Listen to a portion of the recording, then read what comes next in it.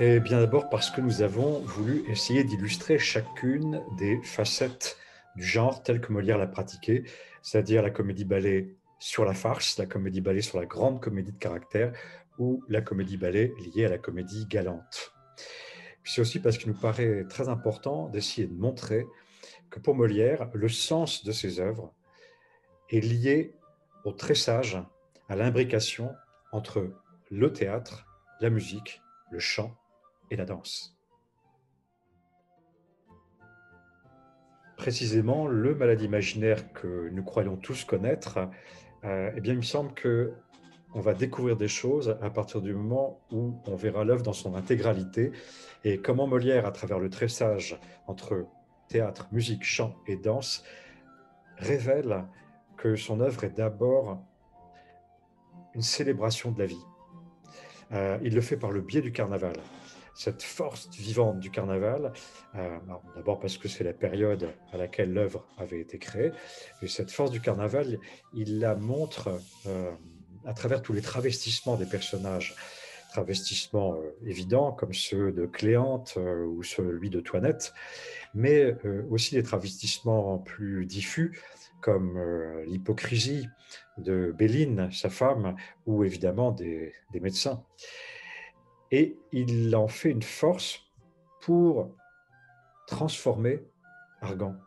Argan, ce personnage qui est complètement refermé sur lui-même, qui a peur, qui s'enferme dans sa maison, qui s'enferme dans son égoïsme, qui s'enferme dans sa croyance en la médecine, progressivement va voir sa maison, sa chambre envahie par ces personnages du carnaval, jusqu'à ce que lui-même, finalement, s'ouvre à cette force révélatrice par le biais du moment où il jouera lui-même le malade, et puis même à la fin, évidemment, quand il sera médecin et qu'il acquérera une folie heureuse là où il s'était enfermé dans une passion triste. Le mariage forcé, c'est la première comédie-ballet écrite par Molière et Lully, et il donne à ce moment-là une importance encore extrêmement forte à la danse, ce qui fait que le mariage forcé, peut-être ce qui s'apparente le plus à ce que nous appellerions une comédie musicale. Alors, qui dit comédie musicale dit univers de fantaisie, de grande fantaisie, et c'est ce que nous avons voulu traduire à travers de permanentes surprises visuelles, en particulier dans toutes ces petites maisons à transformation qui bougent, qui sont truquées de la base jusqu'au plafond, mais aussi dans les costumes qui, eux, sont inspirés par tout ce que les défilés de haute couture contemporains auraient de plus incroyable. Et puis, comme c'est Molière qui a écrit ça, eh bien, le mariage forcé est aussi une satire, et il s'amuse à épingler le personnage de Sganarelle.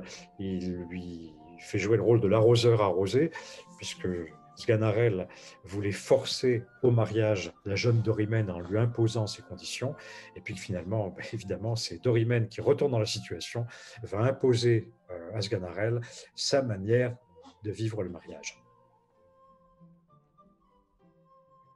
Le Sicilien ou l'amour peintre est une œuvre rare et une œuvre courte. C'est une comédie-ballet de poche. Euh, elle, joue sur, euh, elle joue sur un double ping-pong. Il y a un ping-pong formel entre sophistication et loufoquerie. Sophistication de la langue d'abord, qui est absolument splendidement musicale, mais aussi des situations comme évidemment la scène extrêmement subtile de la peinture. Et puis loufoquerie d'autre part, avec ces chansons en pseudo-turc absolument délirantes, ou les courses-poursuites nocturnes du début de la pièce. Et puis il y a un autre ping-pong plus subtil, qui est celui entre le personnage du rustre, qui est le Sicilien, Don Pedro, et le personnage du galant, qui est Adraste, le jeune homme amoureux. Et à travers lui, Molière montre toute une subtilité du rapport amoureux entre homme et femme. Et ce qu'il défend, c'est évidemment le rapport de galanterie, c'est-à-dire celui dans lequel, entre homme et femme, ce qui doit prédominer, c'est la constance, la délicatesse et l'esprit. Tout ça fait du Sicilien une délicieuse pâtisserie, euh, aussi bonne que belle. Eh bien, cette année Molière, c'est probablement un très beau cadeau, un cadeau que nous font les circonstances, mais aussi Molière, Charpentier et Lully, puisque au moment où nous allons avoir besoin de retrouver des forces et du tonus, eh bien, ils nous apportent le médicament idéal, la comédie-ballet, c'est-à-dire le triomphe des arts sur toutes les passions tristes.